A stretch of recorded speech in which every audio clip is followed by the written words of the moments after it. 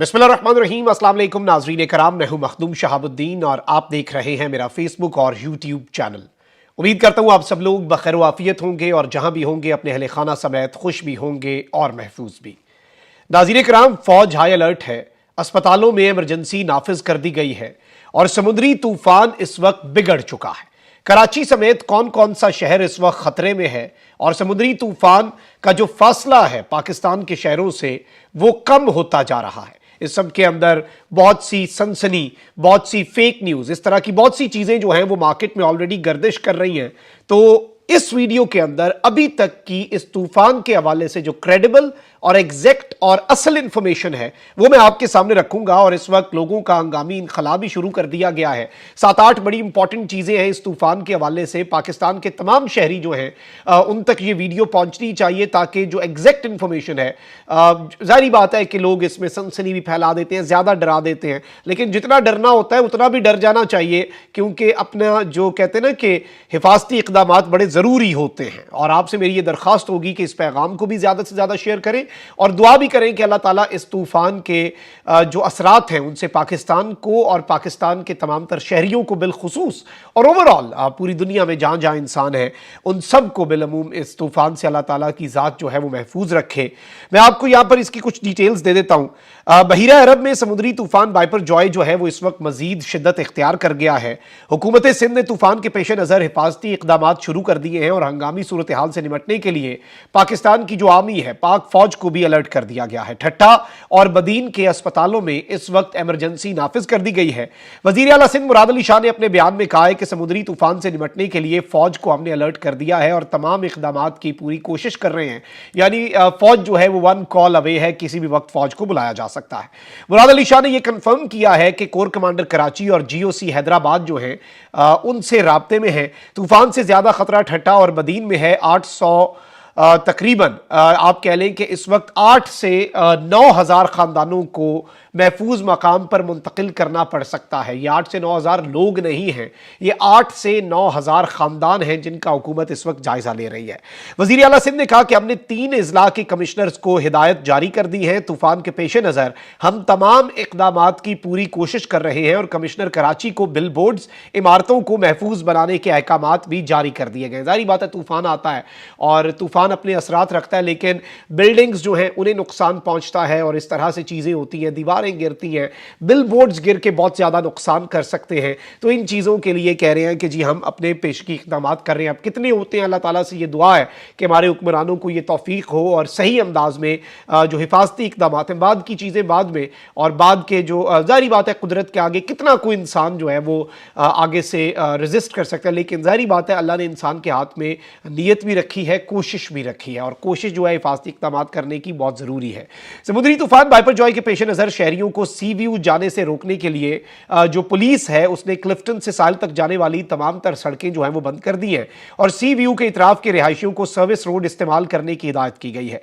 Police की जानिब से ख़ियाबान इत्तेहाद से आने वाली ट्रैफिक जो है वो ख़ियाबान सबा जो है, ख़ियाबान सबा उसकी जानिब मोड़ दी गई है और उसे मोड़ा जा रहा है।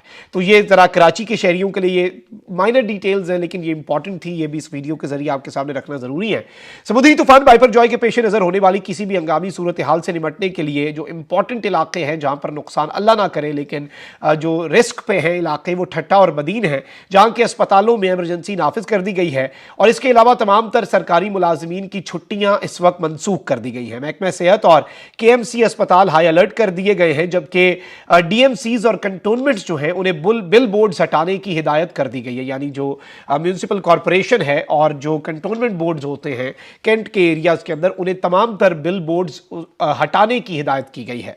और जाहिर बात है उम्मीद यह है कि दिन रात काम करके 24/7 काम करके 3 से 4 शिफ्ट्स के अंदर काम करके ये सब कुछ जल्दी किया जाएगा, क्योंकि तूफान जो है अल्लाह ताला खैर करे या अल्लाह खैर, लेकिन करीब आता जा रहा है।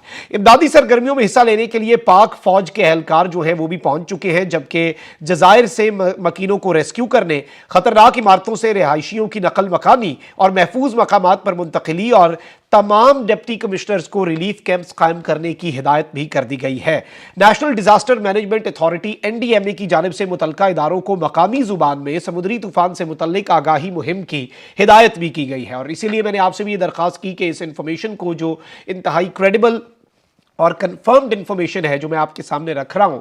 और ये नहीं कहा जा सकता कि जी खतरे की कोई बात नहीं है, घबराने की कोई बात नहीं है। बिल्कुल खतरे की बात है, बिल्कुल घबराने की बात है। हिफाजती इकदाम, पेशगी इकदाम तमाम तर करें। अपने मकामी अथॉरिटीज़ जो हैं वो अब उम्मीद है कि जितनी जल्दी हो सके मकामी ज़ुबानों के अंदर भी वो ये तमाम तर जो इन्फॉर्मेशन है इसका फ़्लो जो है वो यकीनी बनाएंगे मैस लेवल पर। और लोगों से भी दरख्वास्त है कि फ़ेक न्यूज़ नहीं फैलानी आपने। इसमें फिर ये होता है कि लोग ओरिजिनल न्यूज़ शेर आया हो जाता है ना, तो वो भी आपने नहीं फैलानी। अच्छा, एनडीएमए का कहना है कि अवाम मौसमियाती हालात से आगाह रहे और साहिल पर जाने से गुरेज करें। माहीगीर खुले समुद्र में कश्ती रानी से भी गुरेज करें। हंगामी सूरत हाल में मकामी इंतजामिया की हिदायत पर अमल भी करें और जो मकामी इंतजामिया है उनसे ताउन भी करें, उन्हें भी मदद चाहिए। सिंध हुकूमत ने वाटर बोर्ड वाटरिंग पंप लगाने और जिला इंतजामिया, रेंजर्स और कोस्ट गार्ड्स को दफा 144 पर अमल दरामद यकीनी बनाने और शीशे वाली इमारतों के मालकान से बात करके हिफाजती इंतजामात करने की हिदायत भी जारी कर दी है। तो जो बड़ी इमारतें हैं जिनके शीशे लगे हुए हैं उन्हें भी बहुत ज़्यादा मोहतात होना पड़ेगा। और जाहिर बात है पाकिस्तान के अंदर 99% इमारतें जो हैं वो उस स्टैंडर्ड पे वैसे ही नहीं बनती जिन स्टैंडर्ड्स के ऊपर बिल्डिंग्स जो हैं वो बनाई जानी होती है। नक्शों से लेकर हर चीज़ में आपको पता है कि फिर क्या चलता है इस मुल्क के अंदर। फाइलों को टायर लग जाते हैं, जो चीज़ नहीं होती वो भी सारे, जाहिर बात है हर बिल्डिंग के अंदर इमरजेंसी एग्जिट्स और हर चीज़ उस स्टैंडर्ड पे। अब आप एक हाइट पे बिल्डिंग बना रहे हैं और उसमें अगर शीशे लगे हुए हैं, उनका क्या स्टैंडर्ड, क्या ग्रेड की चीज़ें और किस लेवल की चीज़ें, किस क्वालिटी की चीज़ें इस्तेमाल होनी है, ये सारी चीज़ें इंटरनेशनली फॉलो होती हैं। हमारे मुल्क में ज़रा कम होती हैं, बल्कि बहुत ज़्यादा कम होती हैं। इसके अलावा मैं आपको ये बता दूं कि के इलेक्ट्रिक के सीईओ को बिजली खंभों से जानों का तहफ़्फ़ुज़ यकीनी बनाने और पंपिंग स्टेशन को बिला तात्तुल और बिला तातील बिजली फराहमी यकीनी बनाने का हुक्म भी सादर कर दिया गया है कि ये ना हो कि जो डी वाटरिंग पंप्स हैं और पंपिंग स्टेशन जो हैं उन्हें बिजली ना आ रही हो, ये ना हो। और बिजली जारी बात है जैसे ही तूफान आता है बंद कर दी जाती है, तो इस चीज़ को इंश्योर किया जाए।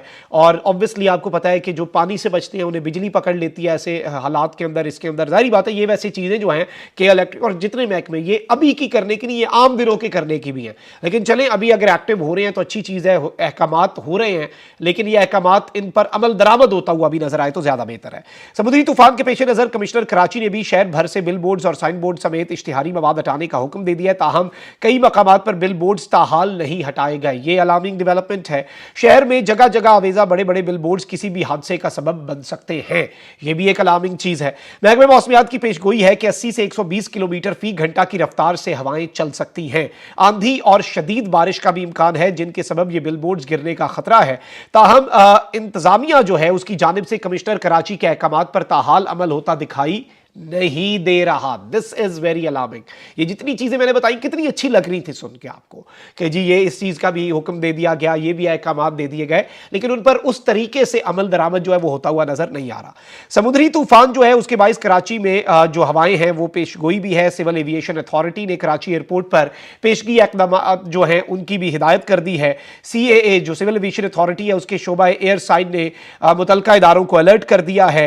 हल्के वजन के हवाई जहाजों को महफूज मकामात पर मुंतकिल किया जाए और आलात जो है उन्हें भी हसास मकामात से हटा दिया जाए।